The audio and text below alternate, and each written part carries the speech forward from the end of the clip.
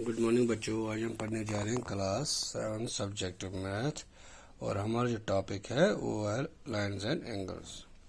तो बेटा कल इसमें हमने एक्सरसाइज 5.1 किया, आज हम 5.2 करेंगे। लेकिन इससे पहले मैं थोड़ा बेसिक कंसेप्ट आपको देना चाहूँगा जो कि ज़रूरत पड़ेगी आपको इस एक्सरसाइज में। बेटा आपको पता है कि अगर हमारे पास कोई लाइन होती है एल, ठीक है, और दूसरी लाइन होती है एम, दूसरी लाइन होती है एम, अगर वो किसी पॉइंट पे मीट करती है एल और एम, कहीं पे जो इंटरसेक्ट करती है मतलब काटती है एक दूसरे को, ये सपोज ये यहाँ पे काट रही है, देखो ये लाइन एल है, ये लाइन एम है, ये कहाँ पे काट रही है, यहाँ पर। ये जो पॉइंट होता है इसको बोलते हैं पॉइंट ऑफ इंटरसेक्शन, ठीक है। अगर हमारे पास कोई दो लाइनें होती हैं और सब सच एज एल और एम हो, और अगर वो उनका कोई जो इंटरसेक्शन पॉइंट होता है, इसको असल में इंटरसेक्शन पॉइंट बोलते हैं, ठीक है। और ये इनका दोनों का कॉमन पॉइंट होता है, इसको पॉइंट ऑफ इंटरसेक्शन बोलते हैं, ठीक।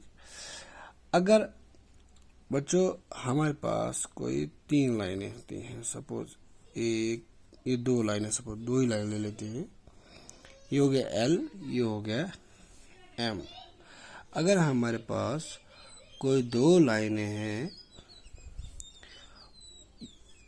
और एक लाइन यहां से आ रही है, वो इसको काट रही है, ठीक है, तो दो अलग अलग पॉइंट पे काट रही है, एक अभी यहाँ पे काट रही है और यहाँ पे काट रही है, ठीक है। तो ये जो लाइन है एल एम एन, तो ये जो लाइन वाली एल लाइन है, ये वाली लाइन, इसको बोलते हैं ट्रांसवर्सल।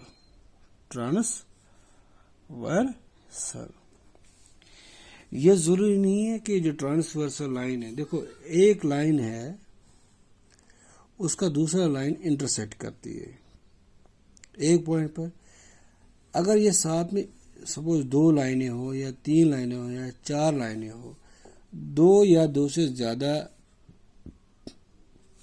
लाइनिंग को अगर कोई एक लाइन क्रॉस कर जाती है तो उस लाइन को बोलते हैं ट्रांसवर्सल लाइन, ठीक है। तो ये जो है आपने हमेशा याद रखना होगा। अब आपके घर में खिड़की होगी है, उसमें आपने खिड़की में क्या होता है, रॉड्स ऐसे लगी होती हैं, आपने देखा होगा, तो ये इन सब को हम इंटरसेक्टिंग लाइन्स ही बोल सकते हैं। इंटरसेक्ट मतलब एक लाइन जो है दूसरी लाइन के पास से होके गुजर जाती है, ठीक है। अब मैं जो दूसरा एक इम्पोर्टेंट बताने जा रहा हूं, ये जो लाइनें होती है ना, ये जो काट रही है, ये कुछ एंगल्स बनाती हैं, है ना।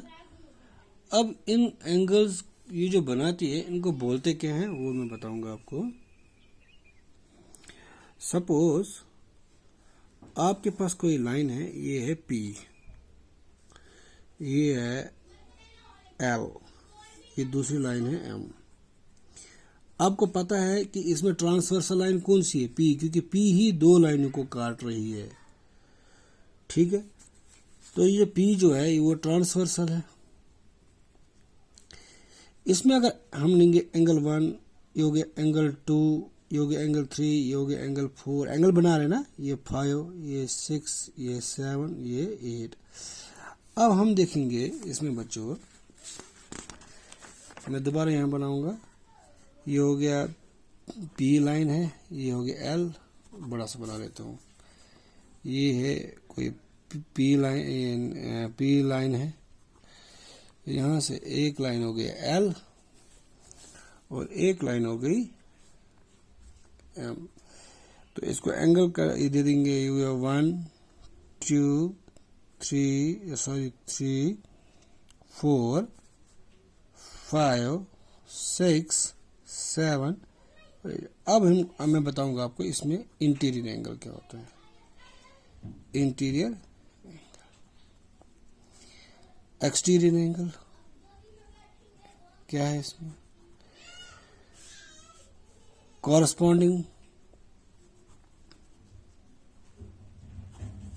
एंगल क्या होता है? देखो इंटीरियर एंगल हो, देखो जो जो जो पैरेलल लाइंस है ना, उनके बीच में जो एंगल्स है उनको इंटीरियर एंगल्स बोलते हैं। जैसे 3, 4, 5, 6, ठीक है। एंगल 3, एंगल 4, एंगल 5, एंगल 6, ये जो आपके पास है ये हो गए इंटीरियर एंगल्स।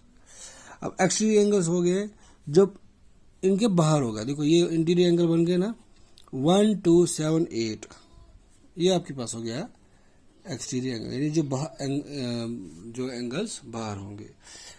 फिर आता है कॉरस्पॉन्डिंग एंगल्स, मगर pair of corresponding angle. Corresponding angles क्या होता है? जैसे ये है, मतलब एक ही लाइन हो, बीच में अगर लाइन क्रॉस हो, ये और ये मतलब आमने सामने। इधर देखो जैसे 1 है, 1 का एक एंगल को छोड़ के दूसरा 5 है ना, सीधी लाइन में 1 और 5,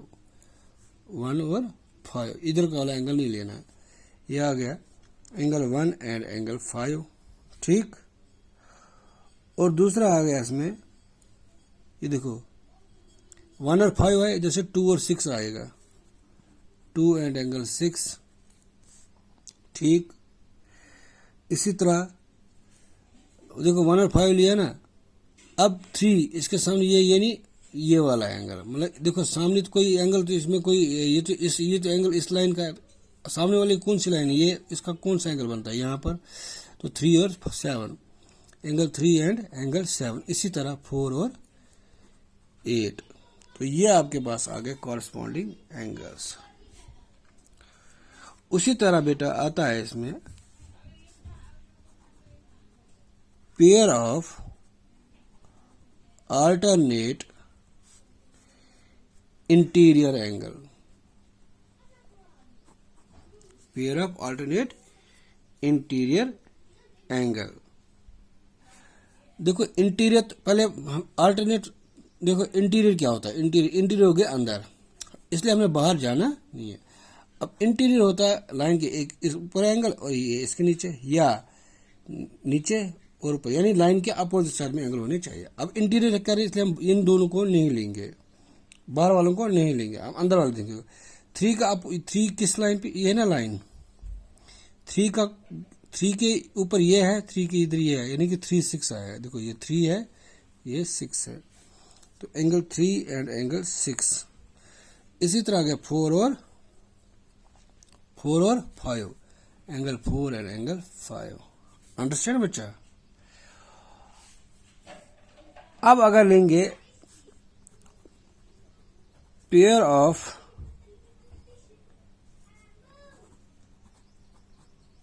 अल्टरनेट